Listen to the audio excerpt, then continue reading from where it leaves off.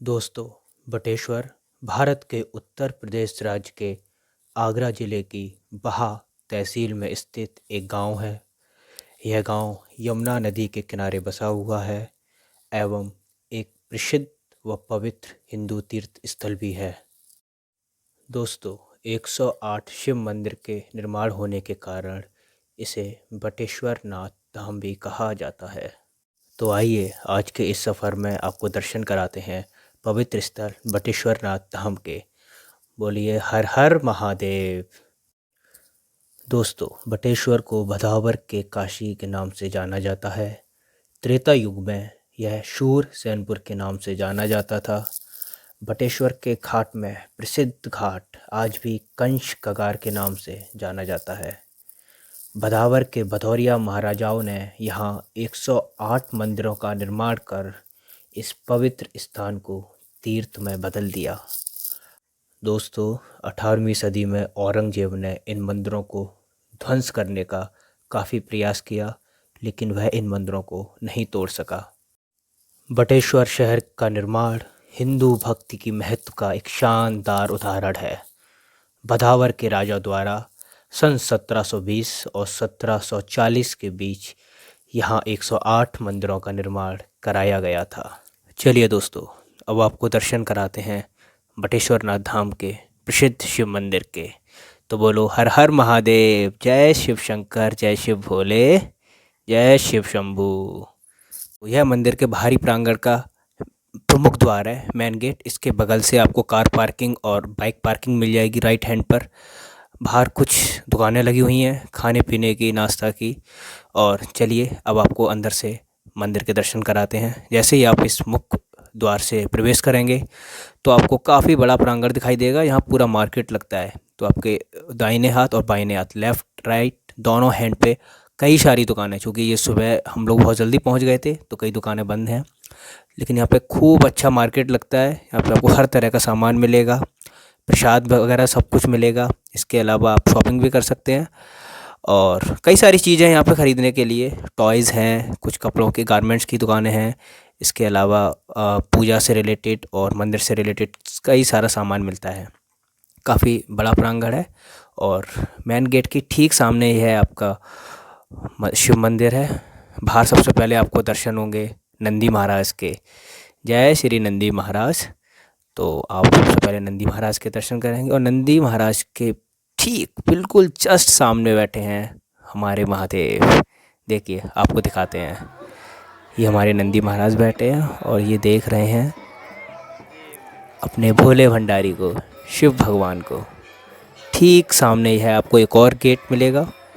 इस द्वार से आप पुनः प्रवेश करेंगे और सामने ही गर्भगृह बना हुआ है। हाँ जी, अब हम मंदिर जी में प्रवेश कर चुके हैं। सामने अपना ये गर्भगृह है, यहाँ पे शिवलिंग विराजमान है। तो चलिए अंदर से आपको शिवलिंग के दर्शन कराते हैं। ओम नमः शिवाय, हर हर महादेव। ओम त्र्यंबकम यजामहे सुगंधिम पुष्टिवर्धनम उर्वारुकमेव वंदनान् मृत्युर्मुक्षयमामृता। ओम नमः पार्वती पते, हर हर महादेव। दोस्तों, यह गर्भगृह है, यहाँ शिवलिंग विराजमान है। इस मंदिर की बहुत मान्यता है। सावन में तो यहाँ पाँव रखने की भी जगह नहीं होती है।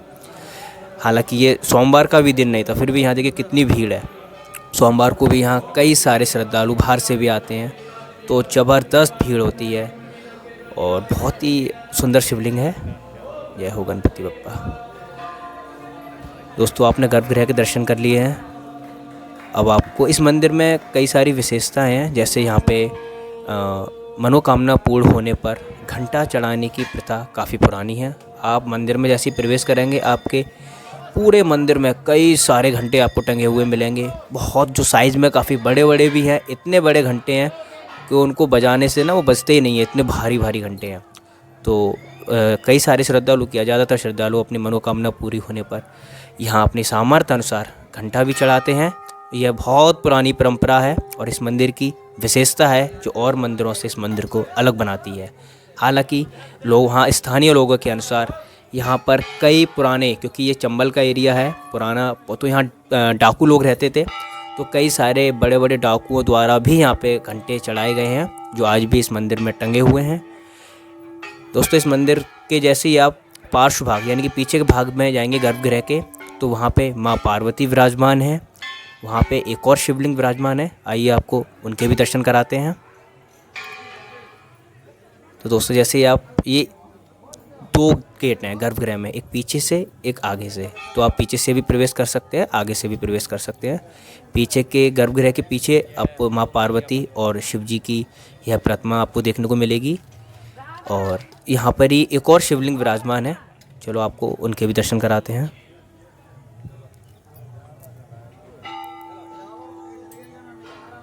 ये देखिए दोस्तों, यहाँ पे एक और शिवलिंग विराजमान है। ये बैठे हमारे महादेव और ये हमारे नंदी महाराज।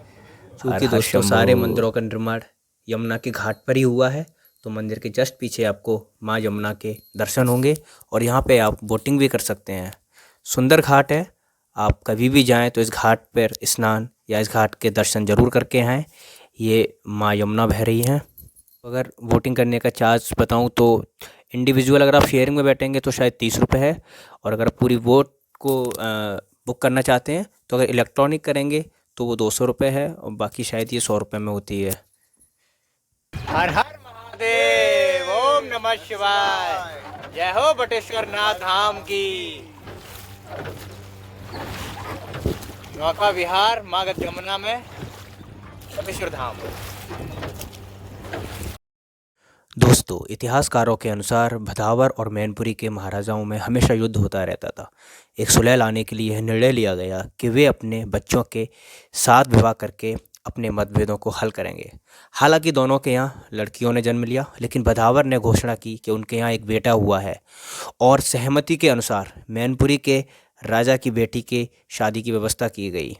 भदावर ने अपनी बेटी को एक जवान आदमी के रूप में तैयार किया। लड़की बहुत शर्मिंदा हुई और जब बारात नदी पर पहुंची तो उसमें कूद गई, और वहां फिर एक भगवान शिव प्रकट हुए। भगवान शिव ने लड़की को उठा लिया और उसे एक लड़के में बदल दिया। उसके बाद भदावर के राजाओं ने कृतज्ञता से मंदिर का निर्माण किया, और यह सुनिश्चित करने के लिए कि माँ यमुना हमेशा यहाँ से बहती रहे, 2 मील का एक बांध बनाया, जिससे माँ यमुना का मार्ग बदल गया। दोस्तों, यहाँ पर बोटिंग करने का एक अलग ही आनंद है।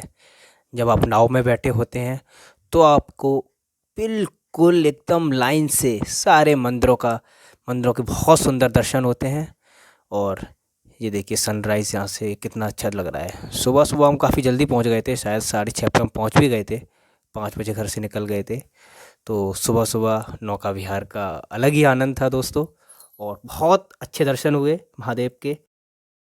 दोस्तों, यह भूमि भारत के पूर्व प्रधानमंत्री श्री अटल बिहारी वाजपेयी का पैतृक गांव भी है।